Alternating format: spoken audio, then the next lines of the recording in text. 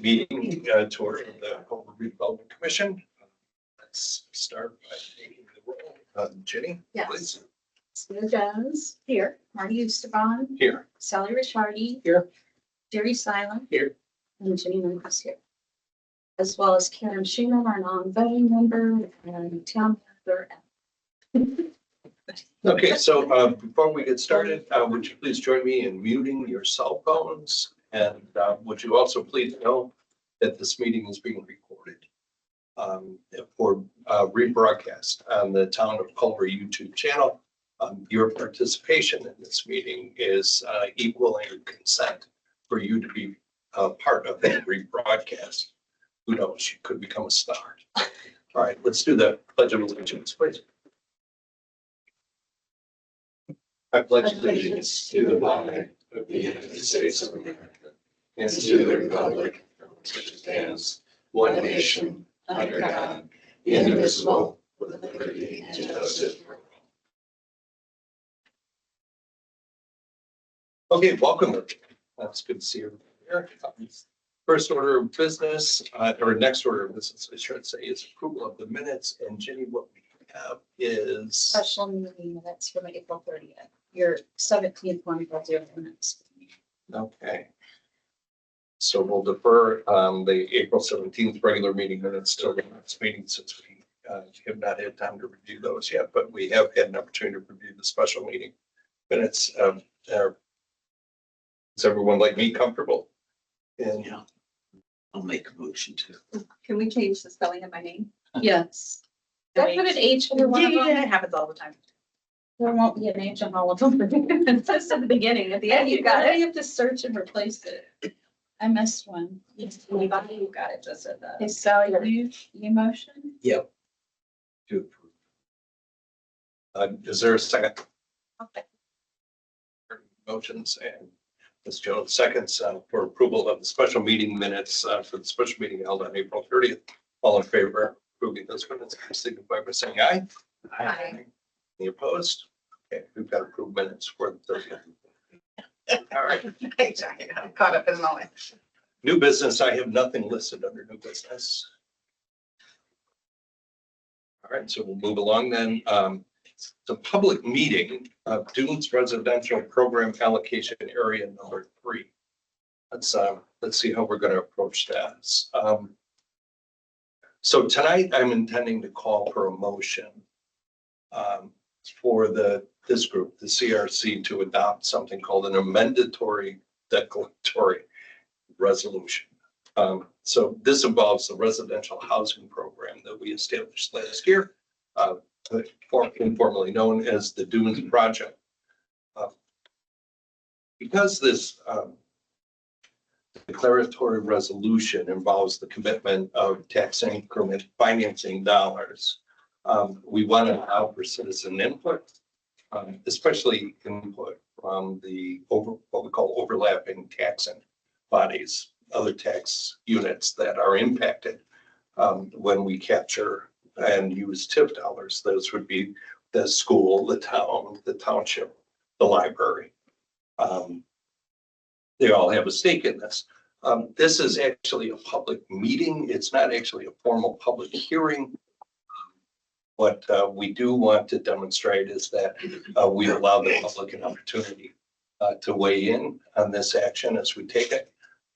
This will not be the only opportunity to do that. From here, it would go before the Plan Commission for approval, and then from there, by the time. Now, what does it actually do? All right, so for the Dunes, we established this, or designated, a residential housing program. Now tonight, what we're proposing to do is redesignate a portion of that area as we're going to call it a new name. We're going to call it the Dunes 2025 Residential Program Area. I want to emphasize there's nothing new here. All of our discussions that we've had on the Dunes project historically, there may be minor differences, but nothing, what would you call it, substantial. What am I looking for? There's no major revisions the program. So it's the same project, it's the same dirt, it's the same tax dollars that we originally talked about and committed to payment of the bonds. What we did though, at the end of putting that project together, is we separated the bonds into two parts. And the reason we did that is because we didn't need all the money from the bonds right away. We only needed enough money to get the first phase of the project done, and then we would save interest payments by not issuing all the bonds right away. We would wait. We didn't know how long we would wait. That would depend upon how quickly the project proceeded, and as it turns out, the project is proceeding pretty quick. So here we are, about a year later, coming out a year later, by the time we get these bonds out, and we will have saved about a year's worth of interest by doing it this way. But because we are now going to issue bonds and we're going to commit the tax revenue from this area where these homes are going to be built, where the sewer lines and the water lines that these bonds are going to help pay for, run in front of, we now have to redeclare, redesignate that the tax increment or the tax payments from these homes in this new phase will be dedicated to the payment of the bonds that we're going to issue to build the sewer lines to the water lines for this phase. That's what we're doing tonight. Now, having said all that, I'm going to open it up as public meeting for any comments from the public. Yes, Mike. Is this second phase, is it additional housing, or is it what we see out there now? It was scheduled, Mike, it was scheduled in the original design. So it's not adding to the total number of houses. No, I didn't ask that. No, I know, I'm sorry. What, it's gonna be a secondary area that they divided off. It's what we had initially called the second residential phase. It's about 70 homes, single residents that are gonna be built. What happened was there was a market delay clause put in the economic development, and we wanted to separate the second bond to make sure that there was a demand. The demand has been high, and therefore the developer's signaling that he's going to continue with the build into the second residential. That means we're going to issue the second bond. What we're doing is setting up that TIF allocation specifically for that second bond being issued. Nothing really new to the design or anything. We're just designating the TIF towards that bond. It's because there's more interest in additional housing, right? They felt like they had the interest. They're confirming it as they go. So they'll continue to build in phase two, so to speak. That's what we're looking Yeah, at. there's 74 74. units that are part of phase two that will be. Do you know offhand what end of the subdivision this is? Is it the circle that goes out of the Southern side end, or south wall, if you took Wabash Street, ran it straight across into the dunes, it's gonna be that area just to the south of it, heading westward. Wabash is the southern of the southern. two streets? That's correct. Okay, That's correct. so it would back up to the detention pond, or Actually, Or is that not a detention pond it's anymore? gonna be south of the detention pond and extend a little bit to the west too, that way.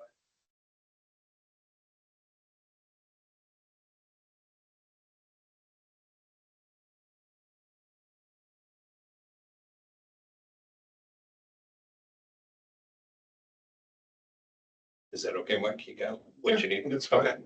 Okay. Fair question. There's a map like that.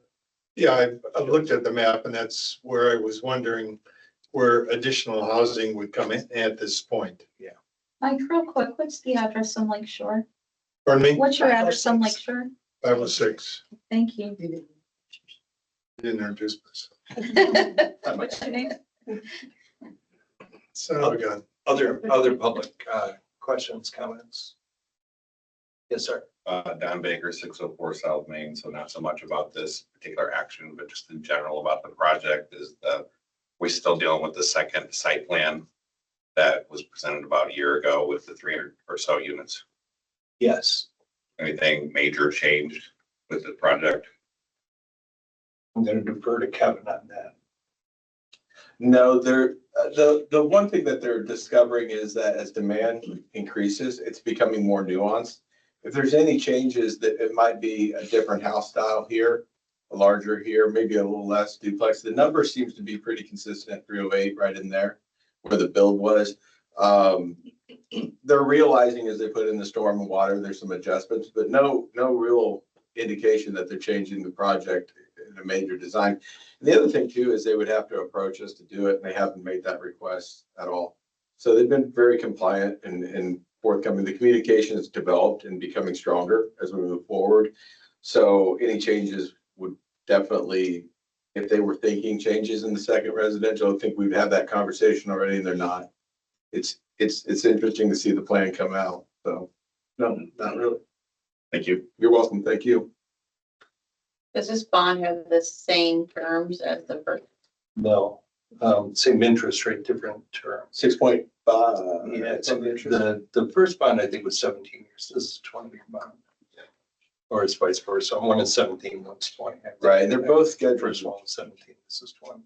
With a very conservative estimate of the tip of income, they're both scheduled to be paid early. Yeah. With anticipation from Baker Tilly, so. Yeah.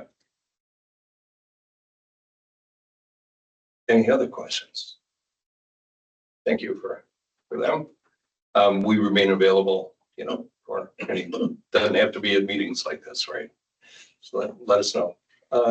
Okay, so with that, what I'd like to do then is proceed to the statutory findings that we need to agree. And of course, this is the part of the meeting where I realize I mixed up all my paperwork. Here we go. Okay, so there's 5 findings as a group that we need. By voting for this, we're saying we agree with these statements. Okay, so the first statement is that this amendment will create economic development, job growth, and will increase the tax base of the town. The second is that the use of the financing from this creation of this allocation area is necessary to construct the local improvements, the infrastructure. 3, implementing these amendments, but doing this amendment will further the economic development and job growth and will increase the tax base of the town. That it will bring new jobs to town, will increase the tax base of the town. These are kind of like different takes on nuances and things, so I know it sounds repetitive. It will improve the diversity of the economic base of the town, spur development of the area. That's finding number 4. Finding number 5, the amendments conform to the goals and other development and redevelopment plans for the town. That's it. Any question or discussion around those?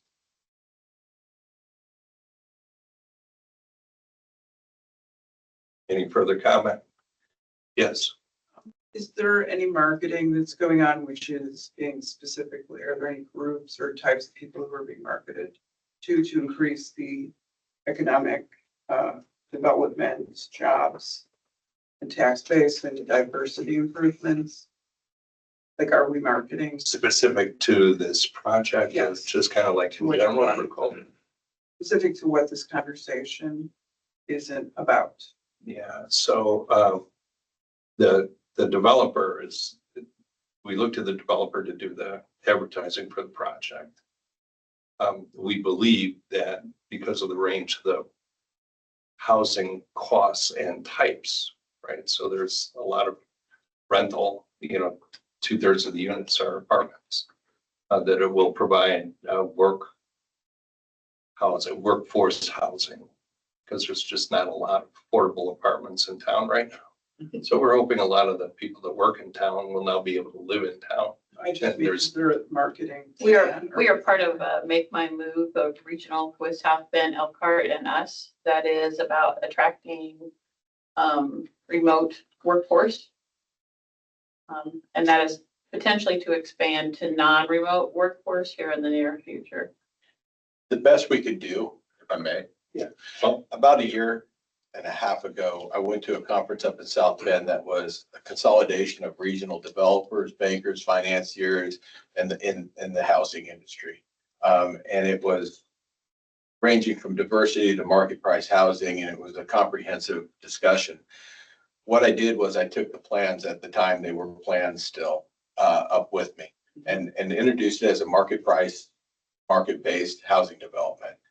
What it did was checked all the boxes. That's probably the best we can do. What Marty was referring to is it had a diversity of choice, number one, of all ranges. It appealed to a various group of age, from beginning in the market where you could rent, move into a duplex, you could grow within the development. That's what they were referring to, even in senior residential. I guess I'm not questioning who you're marketing it, what is being marketed so much as, are we doing marketing? No, Campaign, is there any marketing? the most that we've marketed, one of the things, and this happened about 2 weeks ago, one of the things we did as a town was to cooperate, and they actually reached out to us, PBS documentary, and it was associated with Make My Move. It's going to be a year-long, 5 to 7 minute documentary. It's going to run on PBS as kind of a gap filler, as well as on MSNBC and different news sources, and a 1 minute infomercial. And basically it is an infomercial geared towards a target audience, obviously the same audience that would be PBS and some of these news sources. And that's what we've done. But as a separate entity, as a municipality, the market is really done by the developer more than us. We are encouraging the developer, and we ask the developer to make those considerations in the design. The marketing campaign. And to appeal to a diverse group of individuals for housing.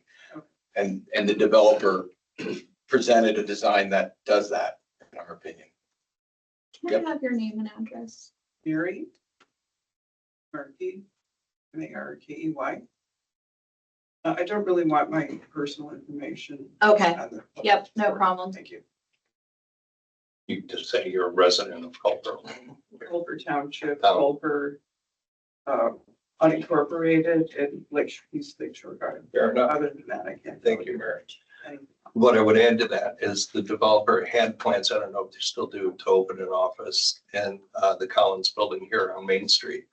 That will be essentially a showroom, right, a lease. So I'm sure they'll be advertising, and then the normal. Yep. Okay. Any other? Okay. So with that, I will call for a motion to adopt the amending declaratory resolution for Culver. Say this right.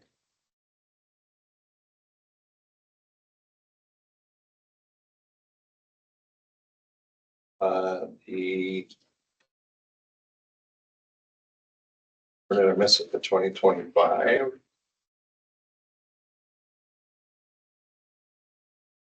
What did this? Here. Personal notes. The Dunes 2025 residential program area. So I think There's 2025 dash. no number in there. Sorry. Thank you. I was gonna say, that's our first. one of the year, right? That's your first. There's a 2025. 25. I didn't know that. I apologize. I was, the question I meant to ask, Marty. Which number is that? Yeah, here. Thank you. I'm gonna put it in. So. Okay.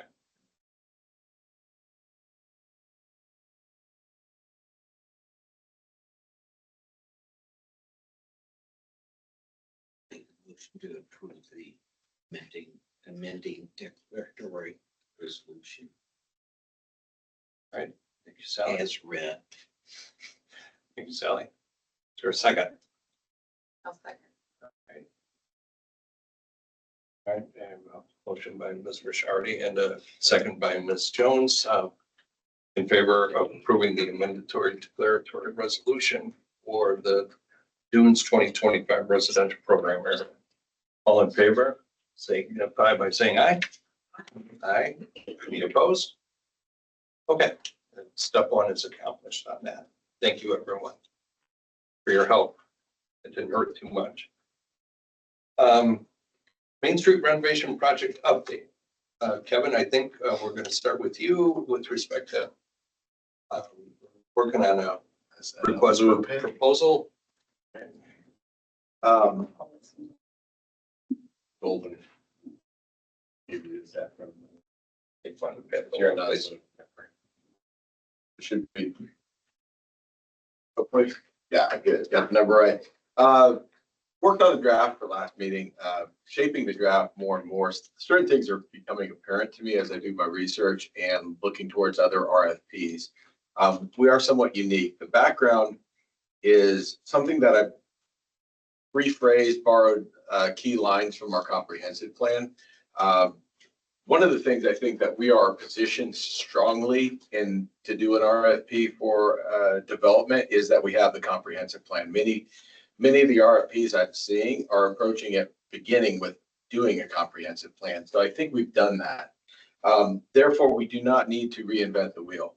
We have our demographics, we have our information, and we've done some public polling. That doesn't mean we're satisfied. We're going to have to go back to public, obviously, and have some discussions, but I think we're ahead of the curve. You will be able to read this for yourself, so I will not labor over it. I put this in front of you as a draft for suggestion, and email me, please.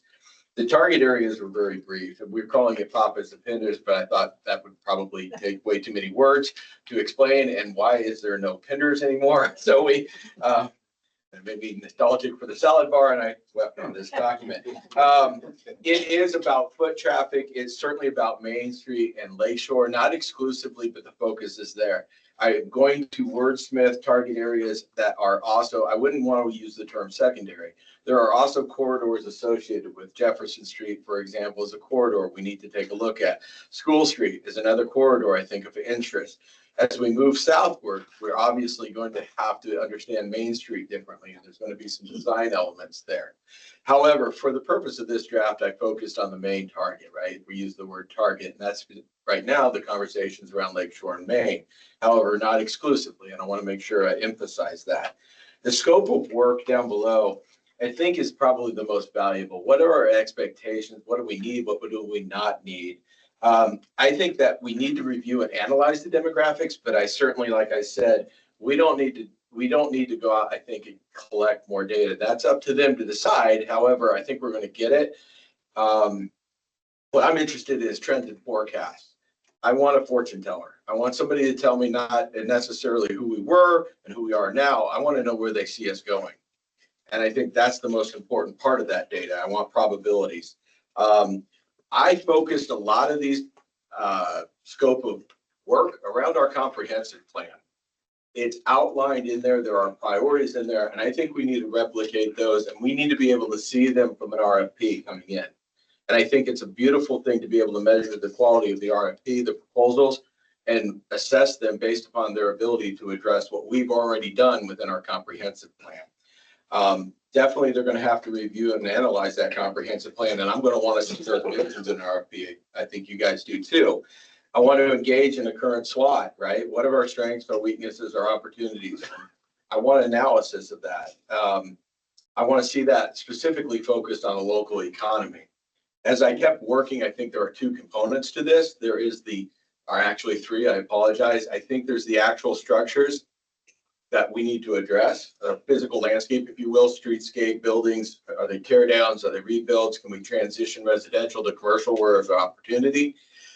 I think the second one is market analysis and the financial components to this development. And the third is the hidden secret, infrastructure. If we're going to put stuff above the ground, we need to account for capacities and underneath the ground. And we need to be responsible for stormwater, water, and sewer. And we're working on those projects currently on our plans, but we need to have that in mind as we move forward. I think at least minimum of 2 community visioning sessions. We've met with the public with the comprehensive plan. Let's revisit it.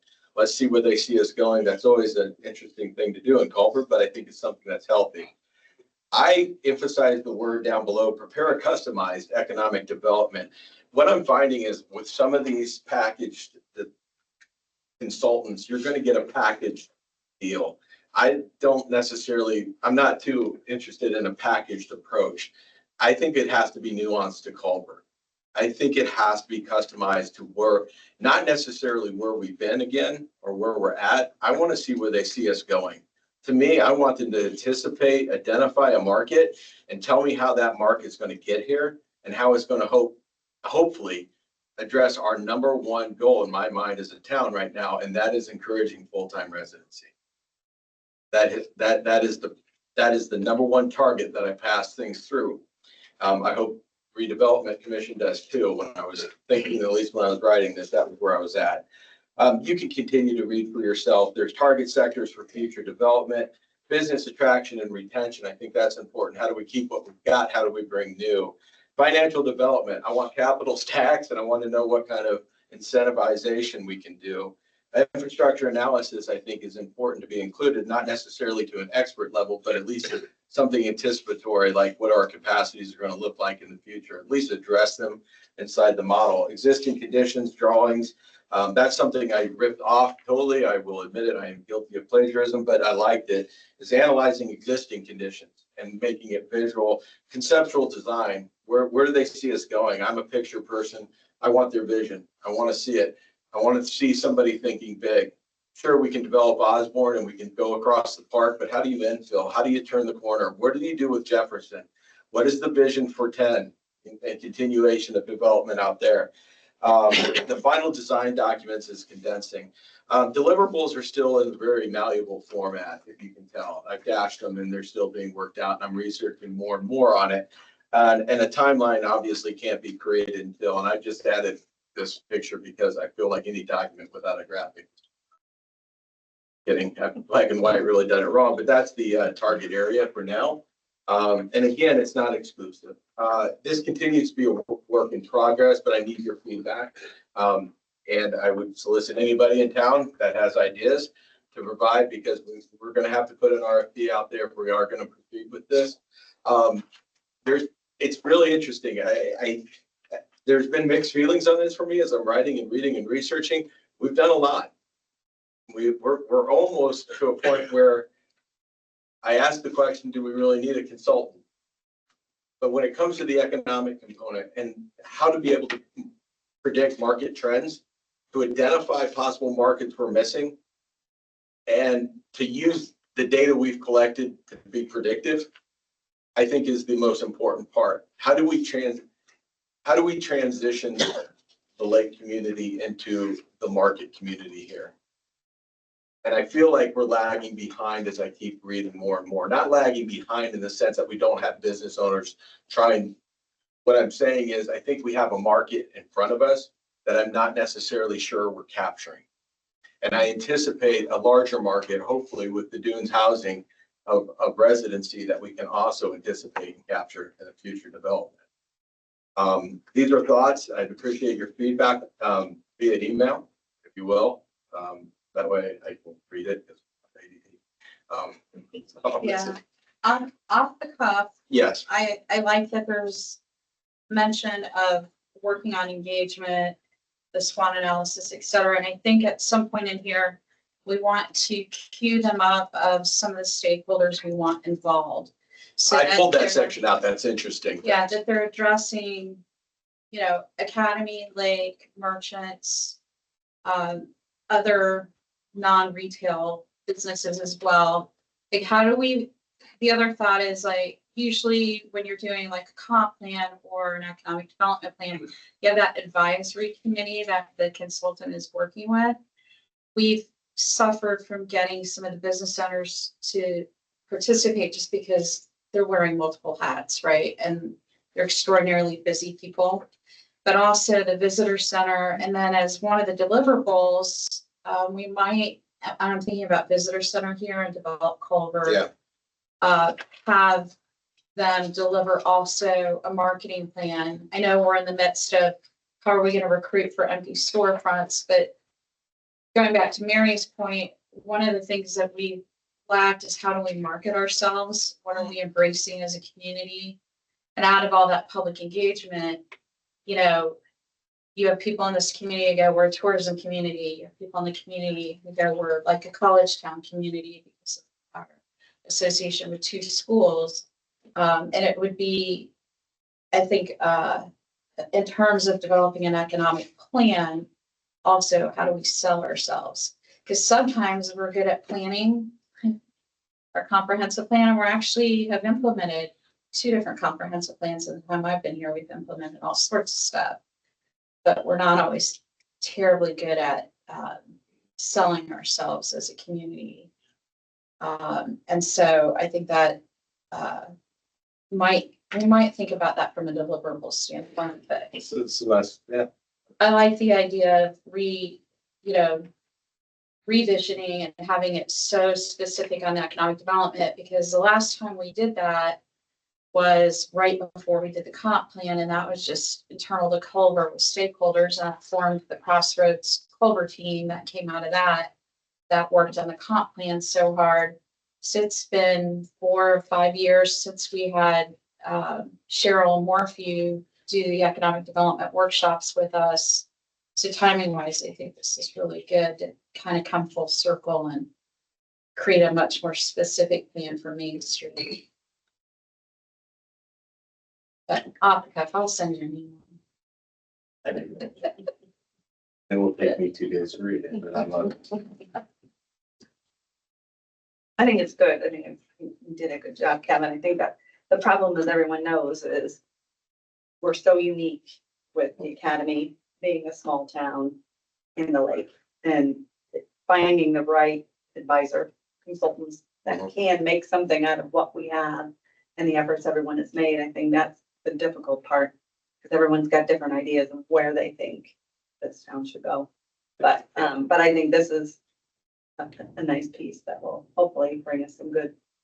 It'd be great to come out of it with some sort of, I've always envisioned for Culver having some sort of advisory group in terms of economic development with the expertise on the lake, with people who have the job of attracting good quality students and families to the academy and the community school. Like, we've never been able to draw on that expertise in an effective way. That This could give expertise, us that opportunity. that expertise is starting to reach out to us.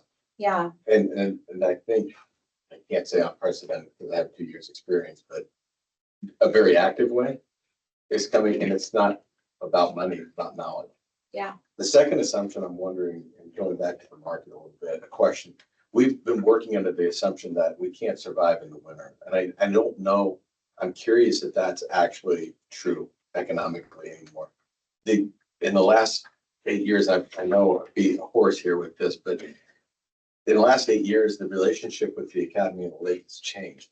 There's a heavier presence year round that wasn't there before, and it shifted at the Academy when parents, a change in attitude over there. We're seeing parents here, we're seeing hockey tournaments, we're seeing activity in the winter. And I'm curious, I don't know the answer. I would like data to be able to answer, what do our winter markets look like? Where are our opportunities there?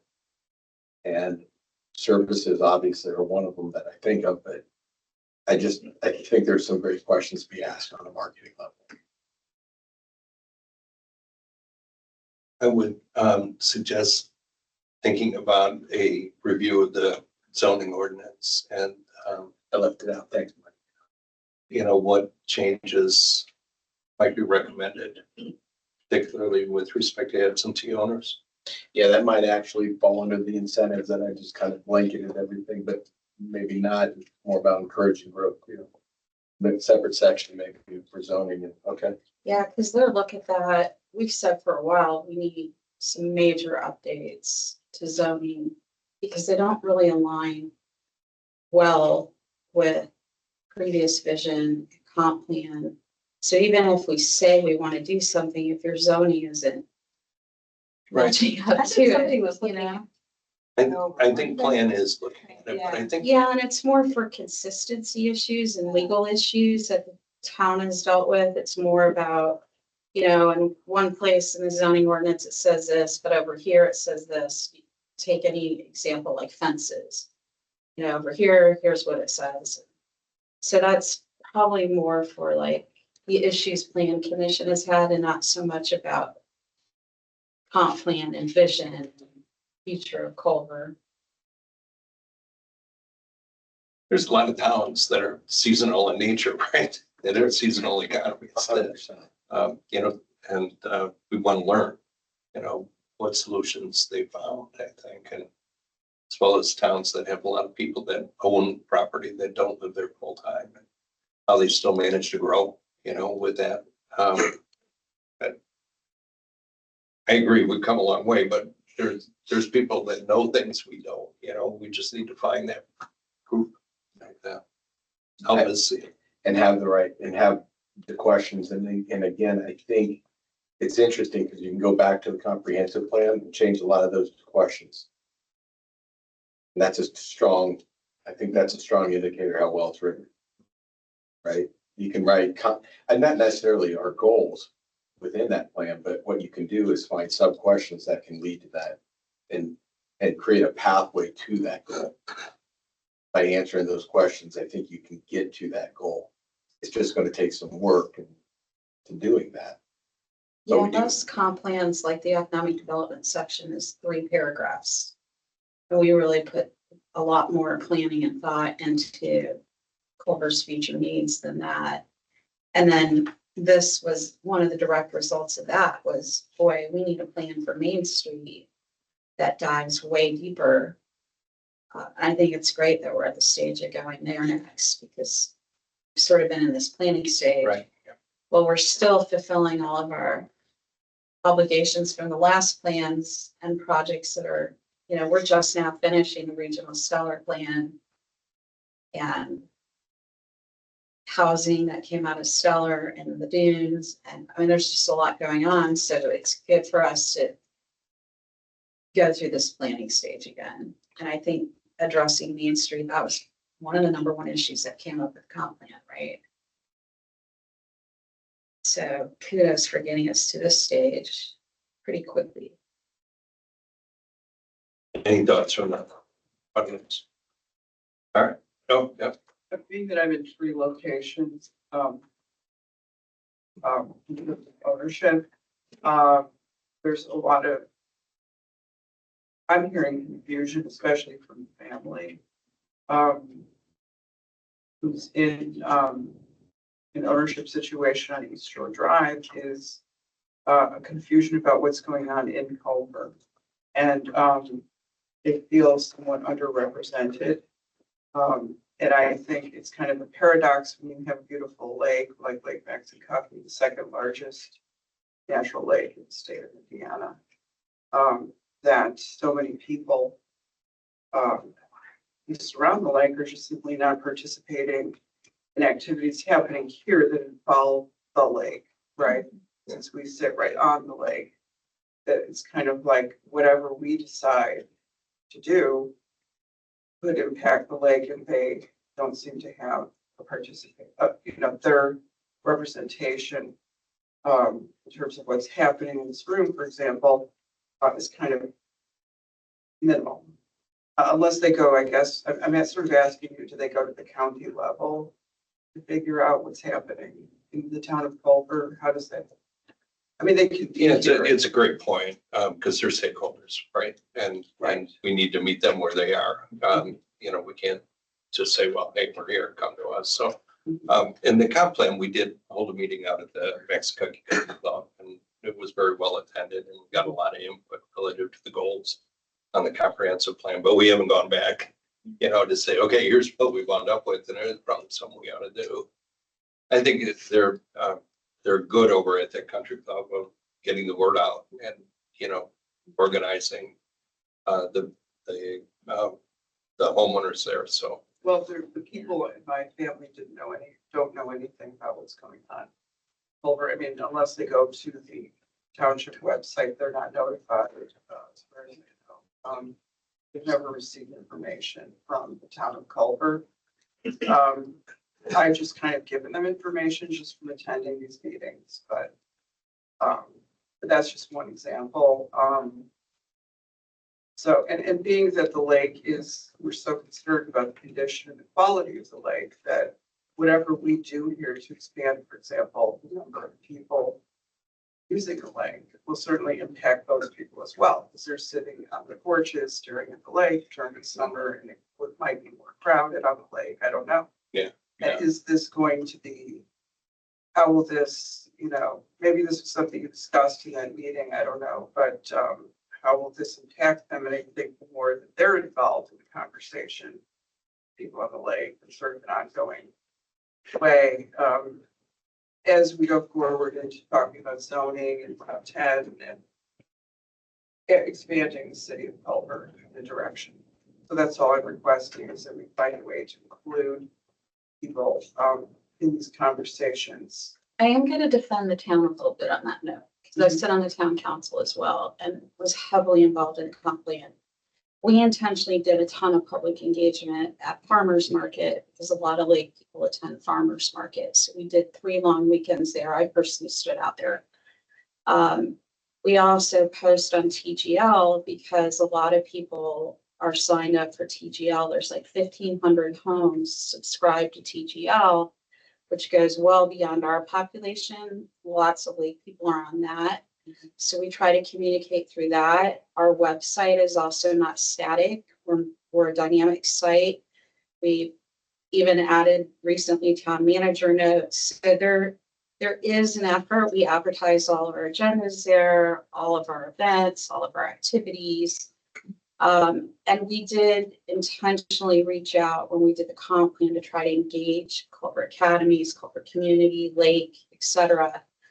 And unfortunately, you can't force people to participate. But for the most part, I thought this round, I was here when we did a comp plan in 2014.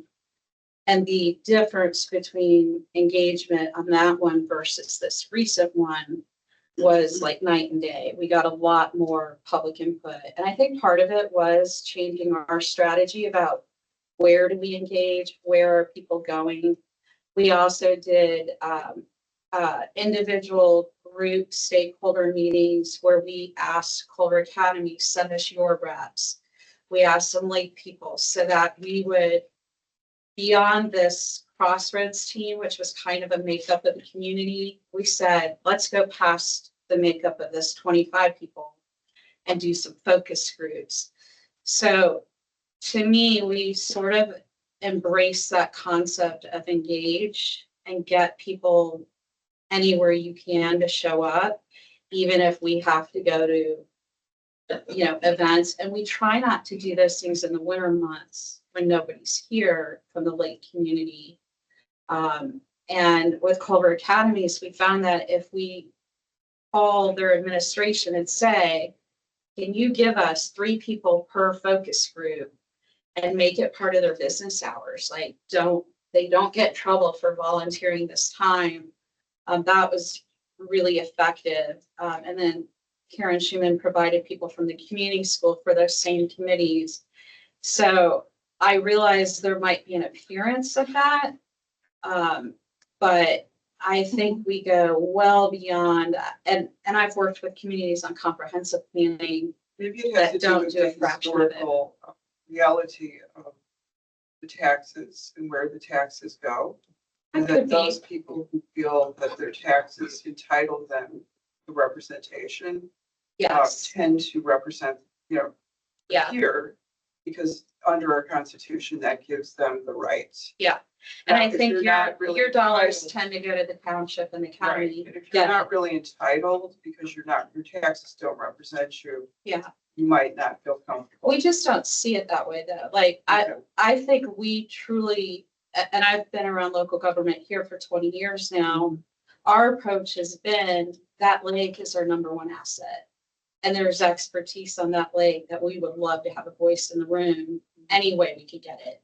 Whether it's comprehensive planning or attending meetings, etc. Because for us, it's not just where are your dollars going? You're part of the community. They spend their money in town. They eat at our restaurants. Many of them participate on our nonprofit boards. So I don't think there's a perception that we have to overcome from town, academy, or lake, really. It's a much more collaborative environment today than it was 20 years ago. I can tell that. Or I mean, I would extend that to farms. I would also include the Yes, farmers as well. and absolutely. Kind of funny town down lake and plow is probably. I more like that. accurate. I have a very active township committee. Yeah, I get to talk to them often, though not often enough. Yeah, All I right, was just sorry. gonna, township rep's pretty good about joining us too, and she's involved in all of our budget Yep. meetings. And So, even Jenny's comments about the information has gotten better about getting out there and it's more easily accessible. Kevin's notes now section on the website are really nice, so you can kind of keep up to date with what's going on very recently. But also, all these meetings are recorded, and I don't think a lot of people realize they can just get on YouTube and they can watch all the town council, BZA, planning commission meetings. And almost instantaneously, Karen gets them on there pretty He He sends sends out a lot of blasts too during the day from birds. We've got different, I Yeah. always try to grow, so. So, because I think it's hard, a lot of people leave in September and then you kind of forget, oh yeah, I've got this wonderful house in The Lake other question I have is more a long-term question regarding taxes. Is it possible that Culver could be sort of brought together in terms of, yeah, because the town is the same, whether you're on East Shore Drive, Township, or in the farming area, it's still Culver, and like, yeah, our taxes are going out of the city. I think we'd have to annex, to be one, and like part of West Shore has been annexed, but we've never been able to. So when we brought East Shore on with sewer, Southwest came on 13, 14 years ago, but East Shore came on a few years ago. At that time, we did sort of say to the East Shore guys, what do you think about annexation? Because that would have been very, very good for the town and we think for East Shore, but the state laws have changed for annexation too. You have to have, every one of them agree, and up to the point that someone doesn't agree to be annexed, that's where you kind of get halted. But I think even if we couldn't annex the entire lake, I don't know anyone in local government that sees the lake as outside of Culver, from a standpoint of involvement. And I don't know that that's always been the case, but I've only been around 20 years of it myself, but, and I get there's history of how these groups have all interplayed, but It's not so much social as the taxes. Our taxes don't go directly to Culver. no, I get it. I don't know that we can do anything about it. Okay, Great discussion. thank you. We have a meeting If after you this think one. there's a lot of people We're there who in an would wanna agenda be to get through, annexed. so I'm gonna, If you think there's an annexation possibility, let us know. I'll see what I can find out. You will. So building on what was suggested or brought up earlier about the zoning, I just wonder, no, I'm not sure what all the discussion has been, because I'm not fortunate enough to work in this community, but I just, as someone who has been, tried to be an entrepreneur here, in the past and, lost my shirt, honestly. I recognize that our housing and our property costs are kind of out of line with the potential for earnings as an entrepreneur. It costs a lot of money to rent on Main Street. It costs a lot of money to have to rent or to own a property to operate a business for an entrepreneur. So, I just wonder if there's some potential to kind of rethink the zoning. Is there a way that maybe on a case by case basis, an entrepreneur that is living in the community could maybe apply or appeal or petition to have some type of a live workspace where they could do something that is considered commercial that wouldn't be currently allowed under the zoning, where they'd also be able to live, on the same premises, so that they literally wouldn't have to be paying 2 mortgages, 2 rents, 1 mortgage, 1 rent. When we have, most of our business during the warmer months. I understand it sounds like it's changing, but as somebody who operated a bike shop in the town of Culver, we would only see people during the warm months, and only then just the fair weather people would come through. We would see that we would have a huge influx of, Academy parents that would come for key weekends. A lot of folks are doing well with their verbos and their rentals and things like that. But were those people coming in to buy bikes or buy accessories? Not really. Were they going to their children's events and ceremonies and going out to eat? Sure. But I think if maybe there was some type of try to think of the lessons of COVID. What did we learn to do online? What did we learn to do from home?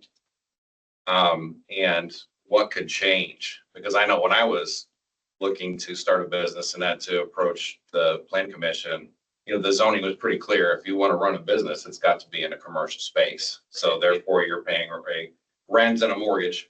And we see the businesses that despite all their good intentions, they come and go because they just can't afford to pay rent or mortgage 12 months a year when we only have business at certain times. Great point. Great suggestion. Thank you. Banners. How about it? Talk to you about long-term goals. We're gonna move to a transition to a small, not small, it's not small, but an immediate ask. Been working with some of the downtown owners and talking about realigning the banners and buying some new rods for our poles. Working with Bob Porter, consulting him, making sure what we're suggesting was correct, and getting a couple quotes from the owners. And I have two quotes in front of me, talking with Bob and just on a cosmetic level. ESL Spectrum has provided a quote for us that is going to provide a quality that kind of matches what our poles are. When Bob installed, if you know what I'm talking about, it's the black poles along Main Street, Lakeshore going down. Those light fixtures, talking with him and really wanting to buy something that's going to be a quality product for the next 10 years. And so we're not replacing because we're not happy. Bob and I, and recommendation is with ESL Spectrum. We're looking at 72 total poles.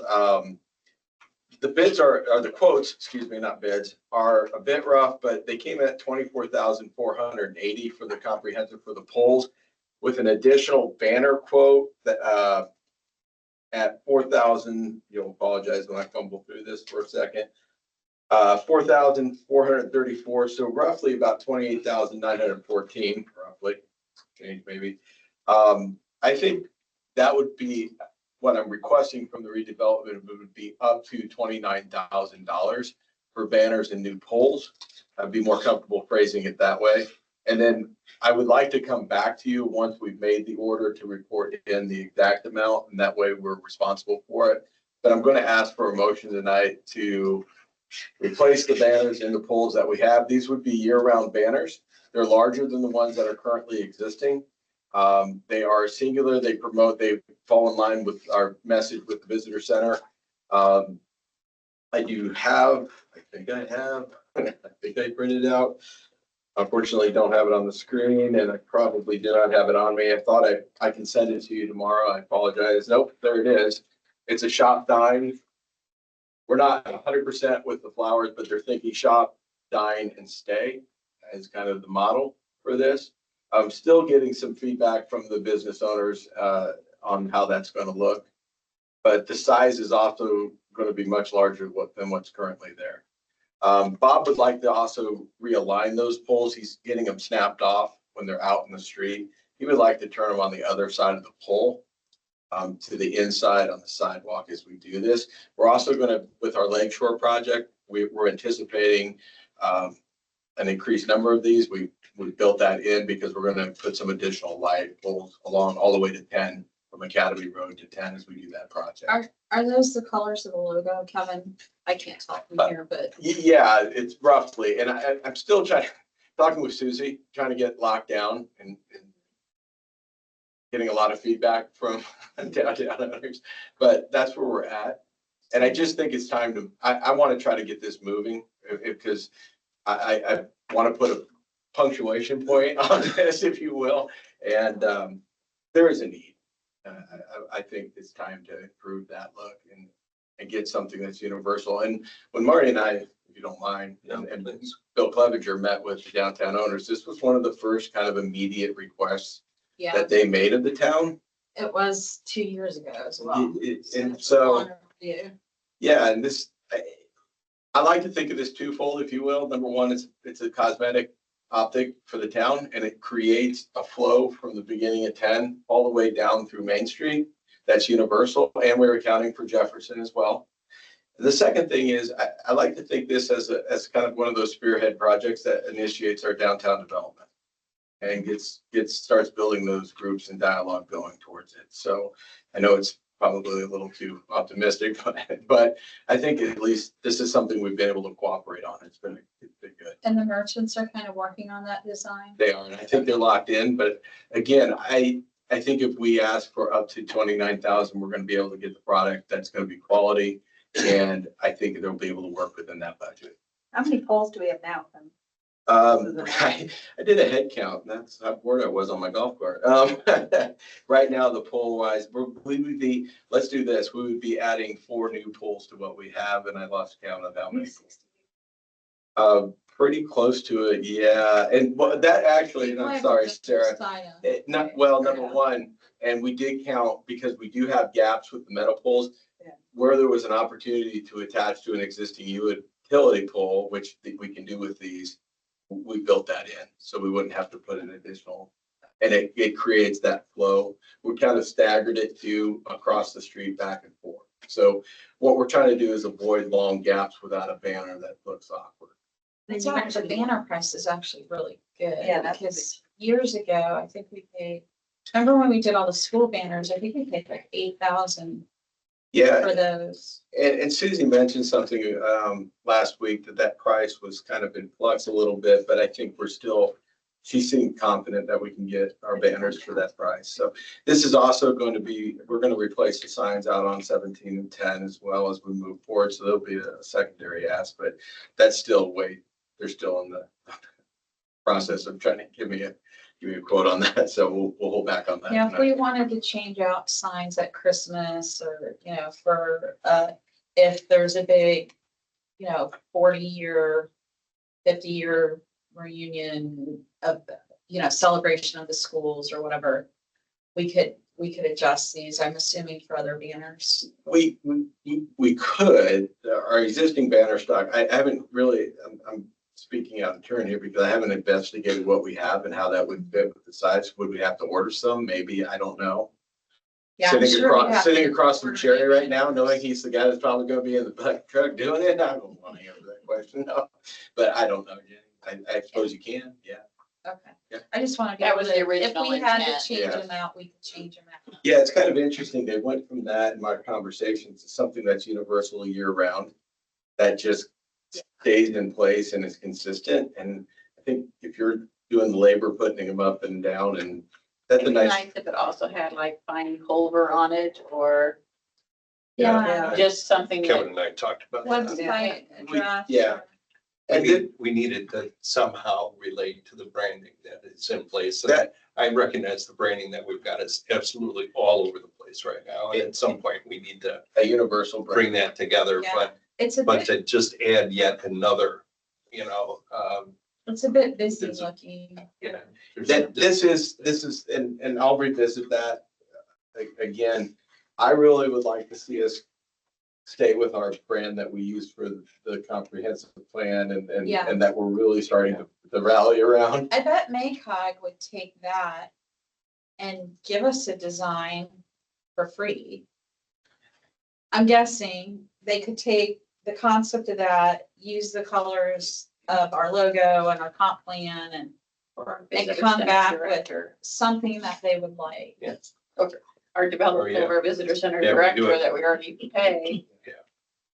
Which we can absolutely. I just want to make sure that it gets somewhat vetted somewhere, because we do haven't, when we did the seasonal banners, that was a contest we did in the community of, everyone submitted designs. We picked a summer banner and a holiday banner and a fall banner, if I remember right. And that's when we also did the school banners for School Street. And those are pretty old now because we did that, gosh, But if there's still some in surplus. might have been our first So, cars on capital years here's what I'm ago. hearing, and correct me if I'm wrong. I think you would like to revisit the design and secure the banner type a bit more. And I think to be responsible, I'd like to secure the pricing a bit more and ensure that. I'm comfortable with the rods right now, but let's do this as a package if it's okay with redevelopment. I've got your questions and going back to you, Karen, maybe vetting it in front of a few different constituencies inside of the town stakeholders. I mean, those are the three colors that Shelley blended to make the pinky Culver sign. If I Yeah. remember her So, palette. yeah, what we can do then is I'll revisit this one more time and I'll approach The maroon orange. the yellow. commission. All right. Is that Sounds right? good. Yeah, Yeah. I think you got it. Otherwise, the investment makes sense. Well, You know, for us Thank you. to, And that's important to be able to move forward. That's good to know, and I'll make sure we communicate that, but I'll secure that. That way I have a better. Quick question. Yeah. We talked before about the light pole up by the root beer stand in front of Blue and Paul's. Are they replacing that? Remember it got taken down. There's that Bob and I stretch had of built talked light. about, this is before your time, we talked about putting one on the root beer side because it lacks light as you enter the intersection of Lake Shore and the alley. I don't know if the alley has a name. Yeah. But yeah, there was that light pole there and now it's Yeah. when they did the wall and. So we should consider, and I didn't know maybe if though, that if was we what could you get did. one to match the current poles, because that was an ugly old NIPSCO pole that looked kind of, Something nice. yeah. But it Actually, was not in a that'd be a great nice location location. because it was like right in the middle of the sidewalk. Sidewalk, yeah, that was. My sister actually hit her head on that. I'll thing. I'll Not pass paying I'll pass it attention. along to Bob. And maybe we can knock it off when we're doing with the. Yeah, those lights, I mean, those lights are expensive, but it would be worth making it look like the other ones if we could. Let me revisit that, and it sounds like I've got work to do yet before I approach you guys. All right, thanks, guys. Anybody have any more work for Kevin? I only have one comment. Where it says dine, Oh, I don't Can't know, read. Oh, sorry, yeah. I can't see the difference between the yellow. I don't see any words on it. It's dying on the Oh, other. yeah, yeah. The others show up. Yeah, as I look And at so that, if you were gonna do it in yellow, make the lettering Bob, dark. yeah. Yeah. Gotcha. And that's why I think the flowers really just, I'm. Yeah, it's too busy. Woo! I'll wreck the car. I'm sorry, I shouldn't say that. but Yeah, it's it'll true. be harder to Um, read, I think. well, Yeah, let's see what. there are people that are experts in this kind of thing. Why don't we? I've heard why don't we that. find them, right, and have them design it and try to make it somewhat consistent with. I love the fact they got around it and Alright. got to that, but let's see if we can't move it forward. All right. Olivia and Donnie Ritzman will know at MACOG who did that comp plan. Well, I haven't talked to Donnie in a long time. This is a good reason to give him a call. Alright. Sounds good. Did you I have think an the gal's update still there. I do. on the analysis? The Yes. property analysis, all right, let's have it then. It's just simple. Right. I plugged in the phone numbers. I've got that done and almost done. I won't lie. I've got about 6 I'm still tracking down. As I was encouraged because the empty buildings are starting to fill in. There's few since we started this. So maybe if I pause another week, Marty, but we're there. All right, We'll have that ready by mid-June. How's that? Alright. Next meeting. terrific, All right. terrific. And you're happy with the work that Focus did? Yeah, I think so. I think what they did was take the existing data and put it in one spreadsheet, and that helps us. It works. Yeah, it does. It's a beginning skeleton to start fleshing out on. All right. Yep. All right, let's move on then. The Culver Boys and Girls Club update. We did at the special meeting approve $100,000 grant, as it turns out, to the Culver Boys and Girls Club contingent on 3 things. One, we wanted to make sure our lawyer was comfortable with it. There was something that was proper for a redevelopment commission to do.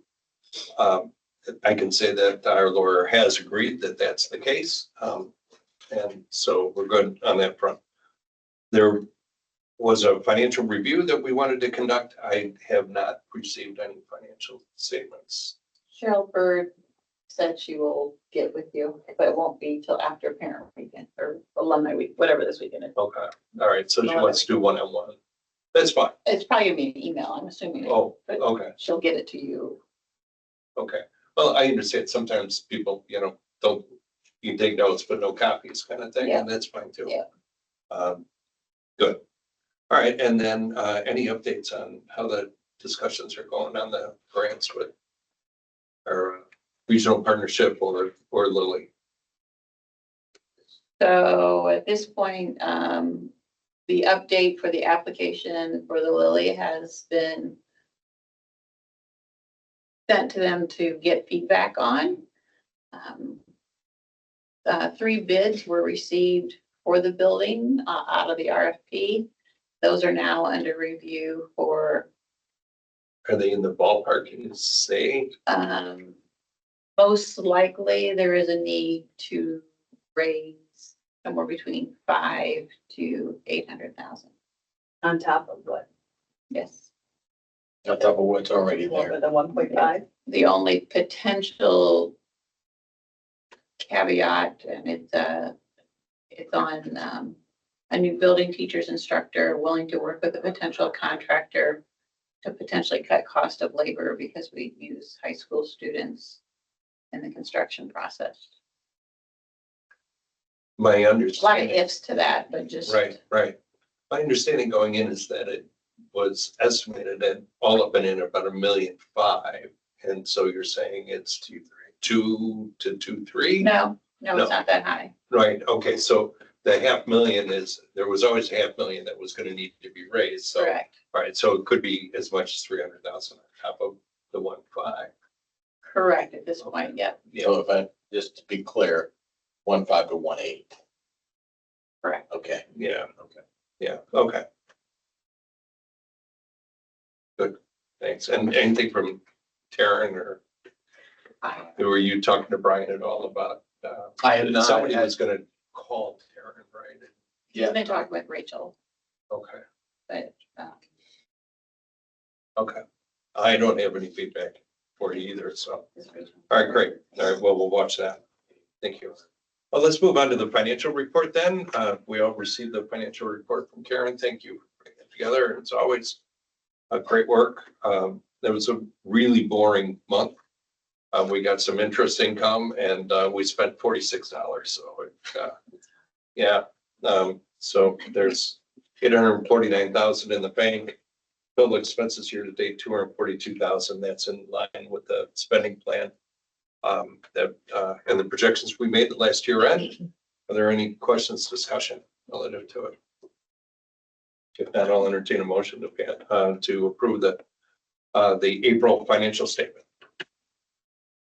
Approve the April financial statement as presented. Okay, thank you, Sarah. Is there a second? Second. All right. Mr. Seiler seconds. All in favor, signify by saying aye.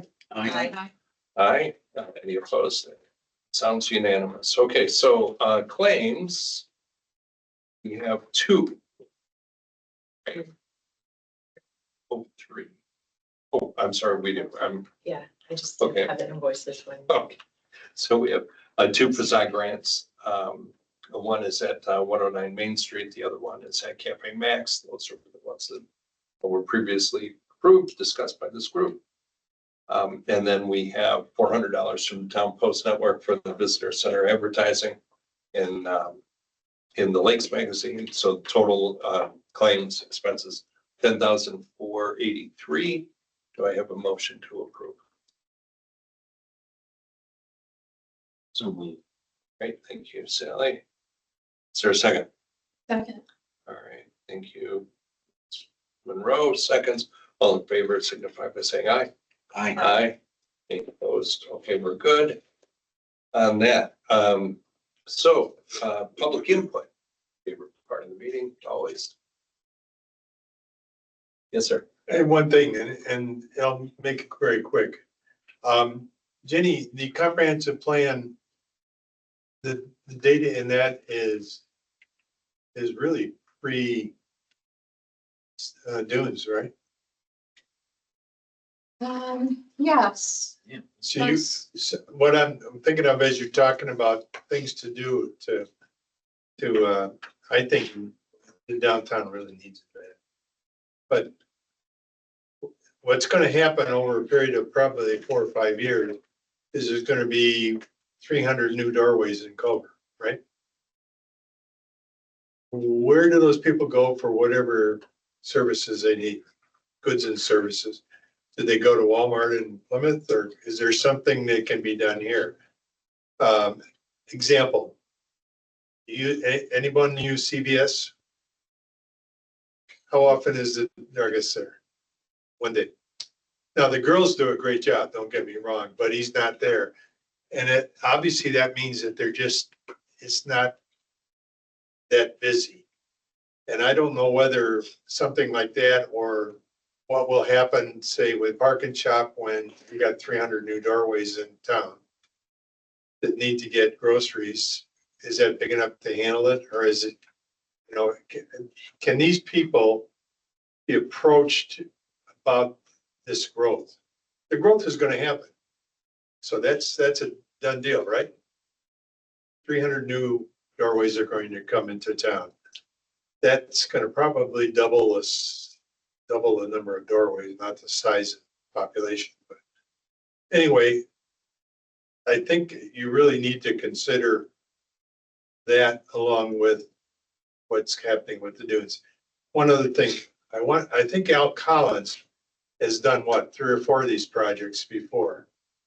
He might be a good source to approach to see if he has any statistics on what his subdivisions needed in terms of growth.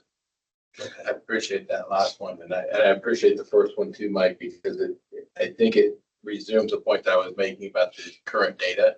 I want to forecast, and that's what I think you're referring to.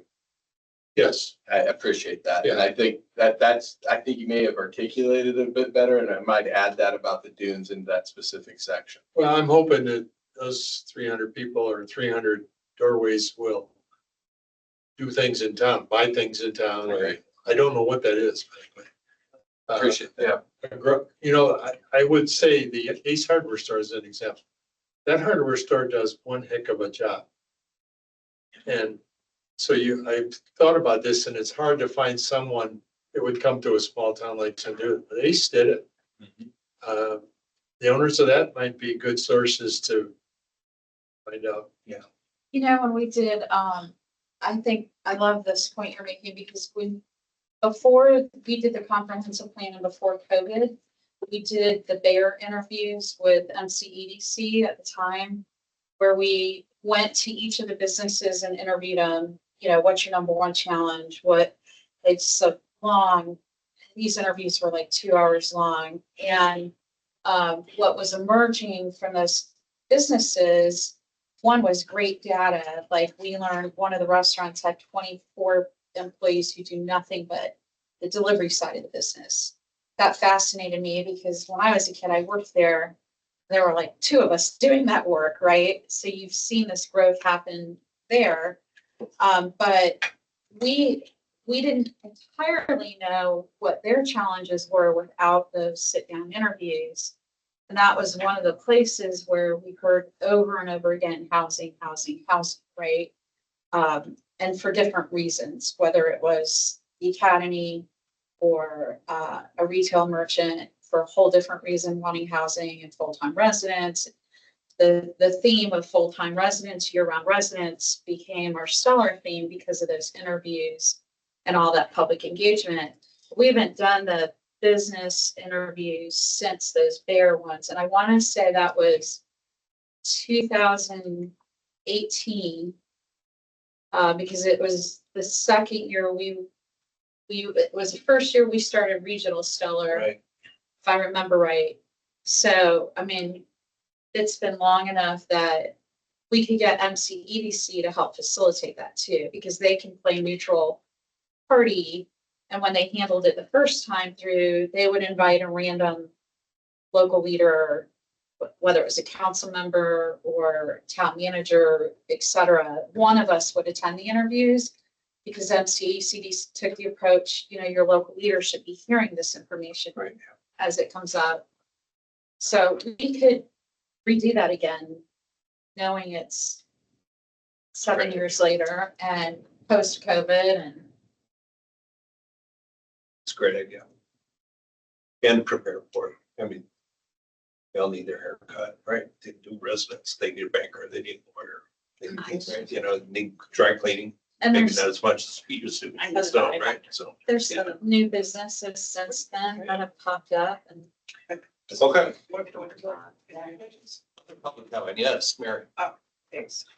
Yeah, besides shopping, there's also activities like sports. That's where this idea of the YMCA. You know, is a sort of a regional hub for bringing, say, Knox. I know that a lot of people from Knox already work here, come to our festivals. Bass Lake and Big Carson Plymouth, to bring people into the community to, you know, because if we are sort of a tourism resort place, if you have a YMCA membership, say in Indianapolis or another state or city, I know Indiana has a lot of them, you can use it here, you would be able to use it here. To come here, you know, just to rest, relax, dine, shop, and attend a YMCA. Beneficial. My opinion, I mean, since there's some other people who kind of agree with that. Quite a few, based Oh, on good. the discussions I've heard, right? So, thank you for that. Sure. Any other thoughts? One thing too, Yes, sir. don't forget the old people. You all are gonna be that someday. What I'm hearing you say, Mike, is a bocce ball court, and I love you for saying that. Yeah. It's my dream. Shuffleboard. Yeah. we're going to be, Yeah. some of us feel like we are already. Gotcha, well, You got a ways to go, kid. Yeah, All all right. right. I used to be Thank the youngest on town council and I'm not. I did, yeah. What is it, There's right there. Member input, let's start with, well, we'll start on this side. Carol, anything? All good. Sarah?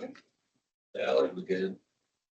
I just Jenny? want to thank Kevin for all the work you're putting in for CRC. You do as much for us as you are the council. I really appreciate it because it keeps us and our initiatives moving forward and keeps us sort of on task.